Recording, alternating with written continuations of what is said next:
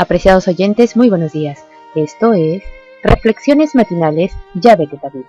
Es un gozo empezar juntos el día compartiendo la palabra de nuestro Padre Eterno, a quien suplicamos en oración bendiga su palabra y que su amado Hijo nos permita sabiduría, entendimiento y comprensión. Para el tema de hoy titulado Confesar y apartar los pecados. El texto bíblico lo encontramos en Proverbios 28:13 que dice: El que encubre sus pecados no prosperará, mas el que los confiesa y se aparta alcanzará misericordia.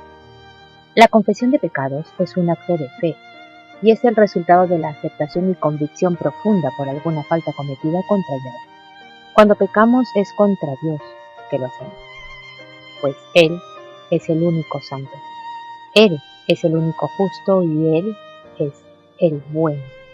Aunque nuestro arrepentimiento debe reflejarse necesariamente en beneficio de aquel a quien hemos perjudicado.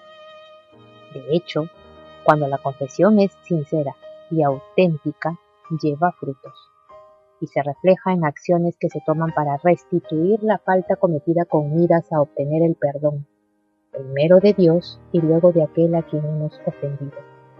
El que comete un pecado debe confesarlo para alcanzar misericordia y paz para su alma. En la confesión individual debe haber un reconocimiento específico del pecado o pecados involucrados. No basta una confesión general, debe confesar aquello en que pecó. Si se cumplen los requisitos, se asegura el perdón. Las palabras de Juan muestran que se daba cuenta de que los cristianos sinceros a veces caen en el pecado. Primera Juan 2:1 dice: Hijitos míos, estas cosas os escribo para que no pequéis.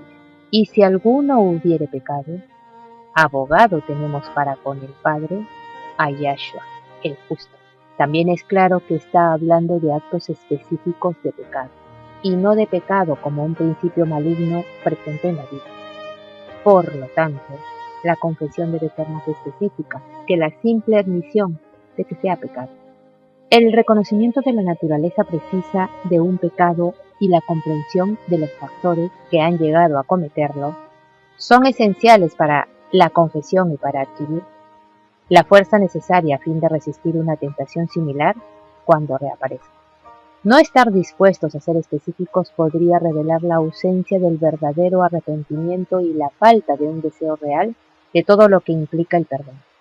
En cuanto a la estrecha relación que existe entre la confesión y el arrepentimiento, el contexto da a entender que el autor espera que la confesión sea hecha a Yahweh, pues solo Él es fiel y justo para perdonar nuestros pecados y limpiarnos de toda maldad.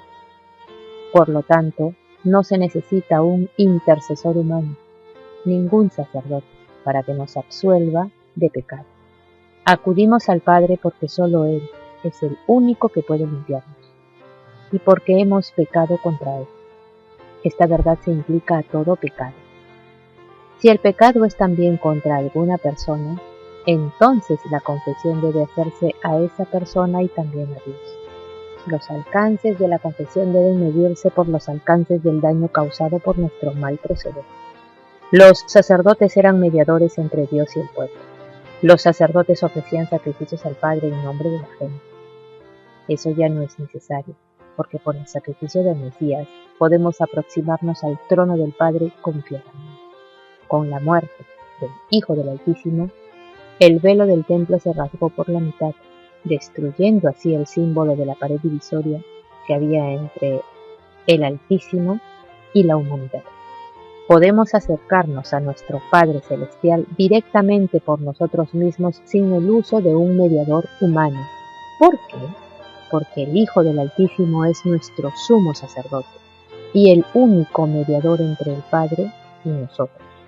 Todos los pecados deben ser confesados a Yahweh y los que afectan a las personas también a ellas. Debido a que Dios nos perdona, estamos llamados a perdonar a otros.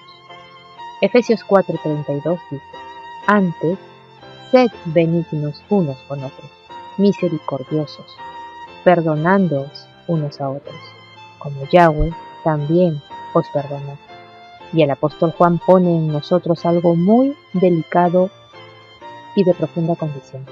El que dice que está en la luz, pero aborrece a su hermano, hasta ahora está en tinieblas.